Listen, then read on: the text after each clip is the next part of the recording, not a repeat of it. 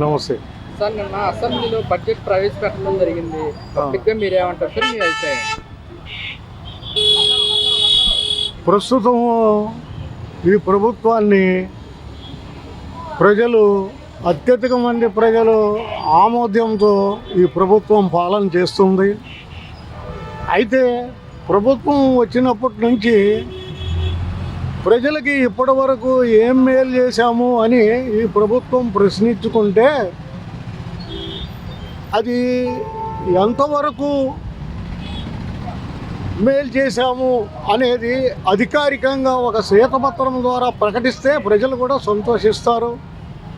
అదేవిధంగా ప్రతిపక్ష పార్టీని అసెంబ్లీలోకి అలౌ చేసి ఇదిగో మేము ఈ విధంగా నీతివంతమైన పాలన చేస్తున్నాము, మీకు మాకు తేడా ఇది అని రుజువు చేసుకోగలిగితే అంతటికంటే సమంజసమైన బడ్జెట్ ఇంకొకటి ఉండదు.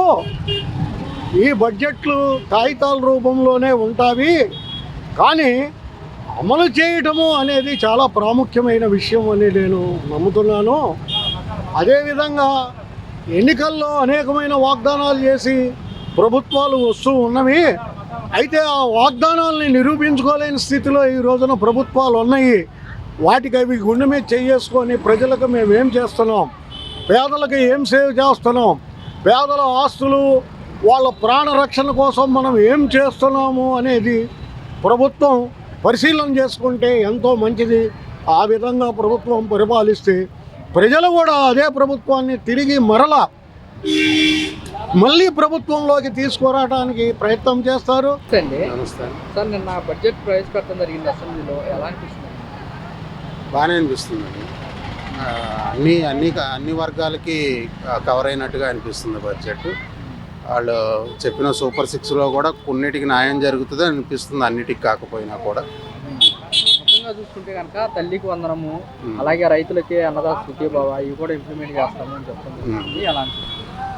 మరి అంటే మనం బడ్జెట్ ఎక్స్పర్ట్స్ కానప్పటికీ ప్రతిపక్షాలు చెప్తున్నట్టు అవి కేటాయించిన కేటాయింపులు పూర్తిగా చాలా అంటున్నారు, కానీ అసలంటూ మొదలైంది కదా. మరి గత ప్రభుత్వంలో పూర్తిగా నాశనం అయిపోయిన ఎకానమీని వాళ్ళు గాడిలో పెడుతున్నారు కదా, అది సెట్ అవుతుందని అనుకుంటున్నాను.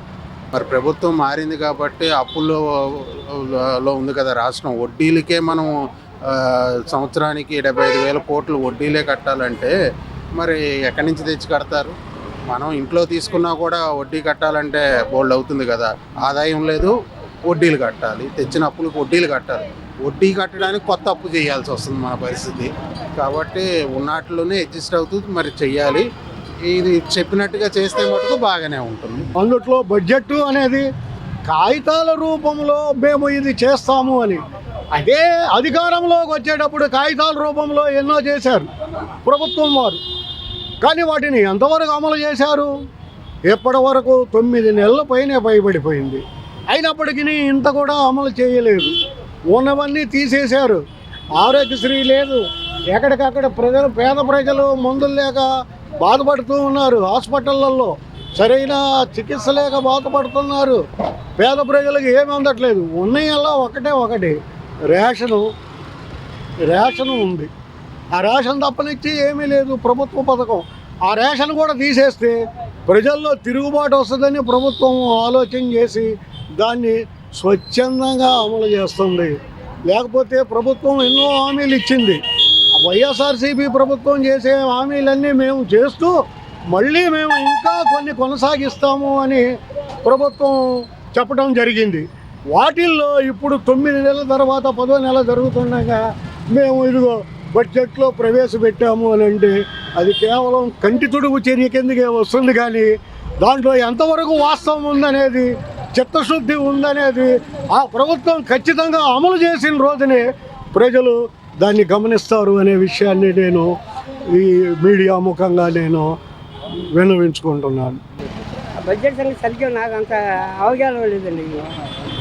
అయితే ముఖ్యంగా చూసుకుంటే కనుక పిల్లలకి తల్లికి వందనం వేస్తామన్నారు. అవును. అలాగే అన్నదాత సుఖీభావ ప్రతి రైతులకి 20,000 వేస్తామని చెప్పారు. అవును, అవి కూడా ఇంప్లిమెంట్ చేస్తారండి. ఎలాగంటే జగన్మోహన్ రెడ్డి గారు చేసిన బాకీలు బోల్డ్ ఉన్నాయి. ఆ బాకీలు తీర్చాలంటే ఈయన కష్టపడాలి. ఈయనకి అమ్మ ఒడి వేయాలంటే మరి ఇవన్నీ చూసుకుంటూ రావాలి.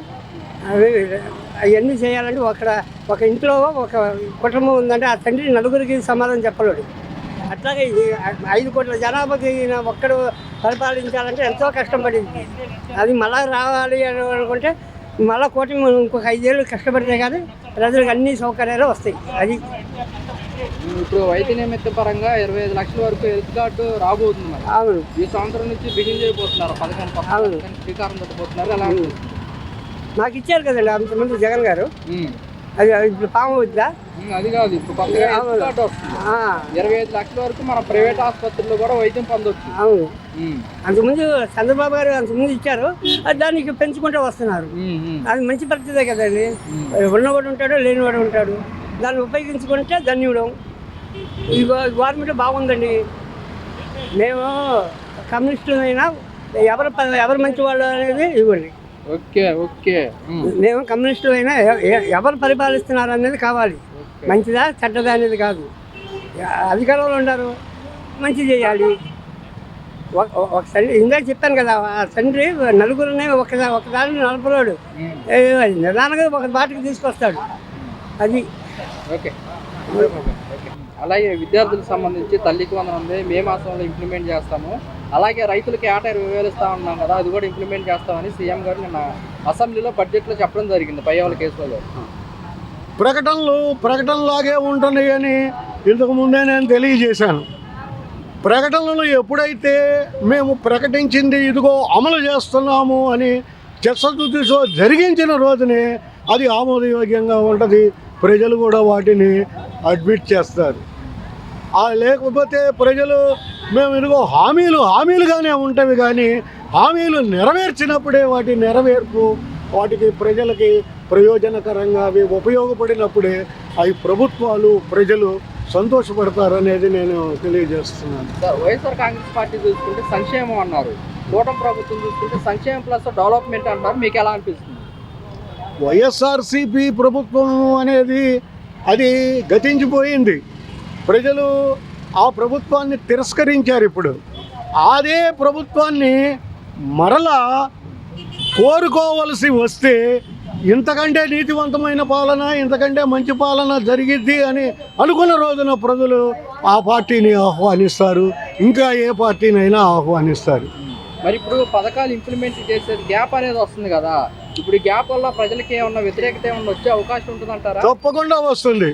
ఎందుకంటే ఏ ప్రభుత్వం అయితే ఏ పని చేయదలుచుకుందో ఆ పనిని చిత్తశుద్ధితో వెంటనే అమలు చేసినప్పుడే ప్రజల్లో సంతృప్తి అనేది ఉంటుంది. లేకపోతే ఈ వాగ్దానాల ప్రభుత్వమే అమలు చేసే ప్రభుత్వం కాదు అని అసంతృప్తి ప్రజల్లో ఉంటూనే ఉంటుంది. అంటే ఈ పథకాలు చెప్పిన పథకాలు ఇంప్లిమెంట్ చేయాలంటే రాష్ట్ర ఖజానా చూస్తే ఖాళీగా ఉంది, రాష్ట్ర ప్రజలు కొంచెం అర్థం చేసుకోవాలని సీఎం గారు చెప్తున్నమాట. పబ్లిక్గా మీరేమంటారు? పాలకులు ఇప్పుడు ఉన్నటువంటి పాలకులు కోటాను కోట్ల రూపాయలు బ్యాలెన్స్ కలిగినటువంటి పాలకులు ఎప్పుడైనా సరే ఏదైనా ఒక మంచి ప్రజలకి మంచి చేయాలి అనుకున్నప్పుడు ఆ డబ్బును తెచ్చి వెచ్చించి చేయొచ్చు. ప్రజల నుంచి ఎంతో వసూలు చేస్తున్నారు. గత ప్రభుత్వం పాలనలో మాకు డబ్బులు ఏమీ లేవు, మమ్మల్ని ఆ ప్రభుత్వం హింసించింది, మేము ఇదిగా ఉన్నాము, డబ్బులు లేని స్థితిలో ఉన్నామని ఇప్పుడు వచ్చిన పాలకులు సంపాదన ధ్యేయంగానే పెట్టుకున్నారు. వాళ్ళు వెచ్చించే పరిస్థితిలో లేరు. ఎవరైతే ప్రజల కోసం డబ్బును వెచ్చించి సొంత ఖర్చుల్ని వెచ్చించిన నాయకుల్ని వాళ్ళ ఫోటోల్ని జేబులో పెట్టుకొని తిరుగుతున్నారు. ప్రతి సంవత్సరం వాళ్ళ జన్మదినాల్ని, వాళ్ళ యొక్క మరణ దినాల్ని స్మరించుకుంటూ పూజిస్తూ ఉన్నారు ఫోటోలను పెట్టుకొని. ఆ విధంగా చేయని వాళ్ళని ఎప్పుడూ ప్రజలు ఇంత కూడా సంతృప్తికరంగా వాళ్ళు ఆలోచన చేయరు. వాళ్ళ విషయంలో కొద్దిగా కూడా ఆసక్తి చూపరు. ఓకే, థ్యాంక్ యూ అండి.